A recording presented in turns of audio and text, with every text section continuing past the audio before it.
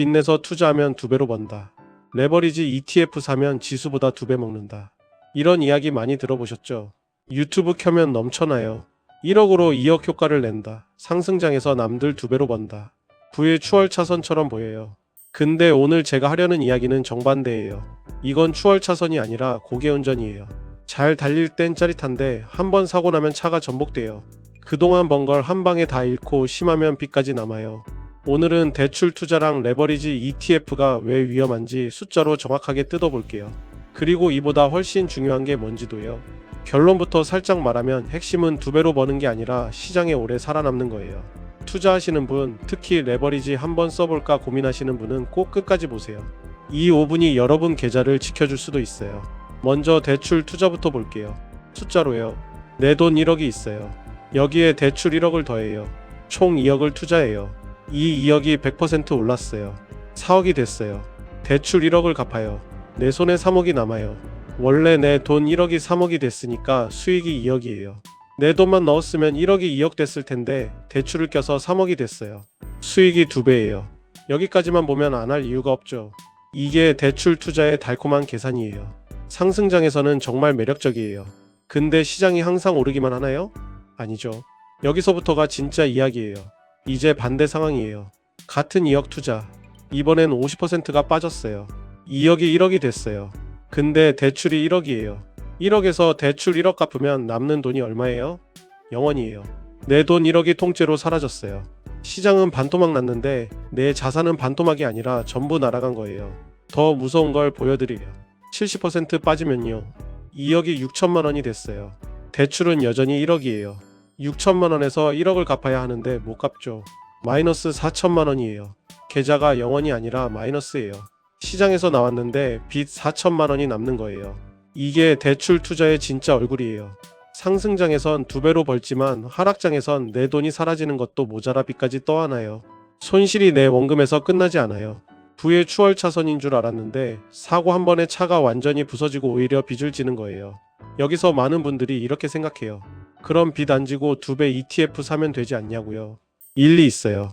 실제로 한 가지 점에서는 훨씬 나아요. 1억을 전부 2배 ETF에 넣었어요. 기초지수가 50% 빠지면 2배 ETF는 거의 100% 빠져요. 1억이 거의 0원이 돼요. 끔찍하죠. 근데 여기서 멈춰요. 더 잃을 게 없어요. 빚이 없으니까요. 이게 대출이랑 결정적으로 다른 점이에요. 대출은 마이너스로 내려가서 빚이 남지만 2배 ETF는 아무리 최악이어도 원금까지만 잃어요. 계좌가 0원이 되는 건 똑같이 아프지만 빚을 지는 것보단 나아요. 그래서 최악의 상황만 놓고 보면 2배 ETF가 대출보다 안전해요. 이건 분명한 사실이에요. 근데요, 2배 ETF에는 사람들이 잘 모르는 함정이 하나 있어요. 이게 진짜 중요해요. 2배 ETF는 매일 2배를 추종해요. 최종적으로 2배가 아니에요. 매일 그날 2배예요. 이 차이가 엄청난 결과를 만들어요. 예를 들어볼게요. 기초지수가 이렇게 움직여요. 하루 10% 오르고 다음날 10% 내리고 또 10% 오르고 또 10% 내리고 위아래로 계속 흔들려요. 이러면 원래 지수보다 2배 ETF가 훨씬 빨리 녹아요. 오르락 내리락만 반복해도 2배 ETF 가치가 갉아먹혀요. 지수는 제자리인데 2배 ETF는 손실이 나 있어요. 이걸 변동성 드래그라고 해요. 매일 리셋되는 구조 때문에 시장이 횡보하거나 출렁이기만 해도 조금씩 녹는 거예요. 그래서 2배 ETF는 장기 투자에 안 맞아요. 짧게 강한 상승장을 노릴 때나 쓰는 도구지. 몇 년씩 들고 가면 변동성 드래그 때문에 기대보다 성과가 훨씬 나빠질 수 있어요. 운용 보수도 일반 ETF보다 비싸요. 이 비용도 매일 조금씩 빠져나가요. 정리하면 이래요. 대출은 하락장에서 빚이 남는 게 위험이고 2배 ETF는 흔들리는 장에서 조용히 녹는 게 위험이에요. 둘 다 위험의 종류가 다를 뿐 위험한 건 똑같아요. 자, 여기까지 들으면 이런 생각이 들 거예요. 그럼 대출보단 2배 ETF가 낫네. 맞아요. 굳이 둘 중 하나를 골라야 한다면 최악의 경우 빚까지 지는 대출보다는 원금까지만 잃는 2배 ETF가 구조적으로 안전해요. 근데 저는 이 질문 자체가 잘못됐다고 생각해요. 대출이냐 2배 ETF냐? 이건 어떤 고개운전이 덜 위험하냐를 따지는 거예요. 고개운전 자체를 안 하는 게 정답인데 어느 고개가 나은지를 고르고 있는 거죠. 투자에서 진짜 중요한 건 2배로 빨리 버는 게 아니에요. 시장에서 오래 살아남는 거예요. 레버리지는 잘 될 땐 정말 빨라요. 근데 딱 한 번의 큰 하락에 그동안 쌓은 걸 다 잃을 수 있어요. 그럼 다시 시작해야 해요. 최악엔 빚 갚느라 시장을 떠나야 하고요. 시장을 떠나면 반등이 와도 못 먹어요. 게임에서 아예 퇴장당하는 거예요. 반대로 레버리지 없이 탄탄하게 투자한 사람은요, 하락장이 와도 안 죽어요. 계좌가 빠져도 원금이 통째로 날아가진 않아요. 그리고 시장에 남아있으니까 반등이 오면 그 회복을 다 누려요. 투자는 단거리 달리기가 아니라 마라톤이에요.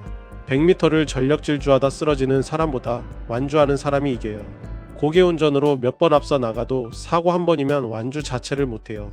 저는 그래서 탄탄한 성을 짓는 쪽을 택했어요. 제 이야기를 해볼게요. 저는 육아휴직 중이에요. 월급이 육아휴직급여로 확 줄었어요. 이런 상황에서 레버리지를 썼다가 하락장 한 번 맞으면요, 생활이 무너져요. 회복할 여력이 없어요.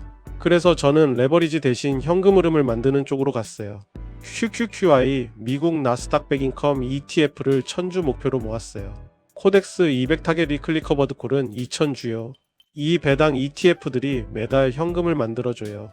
주가가 빠져도 배당은 나오고 빚이 없으니까 하락장에 쫓겨날 일도 없어요.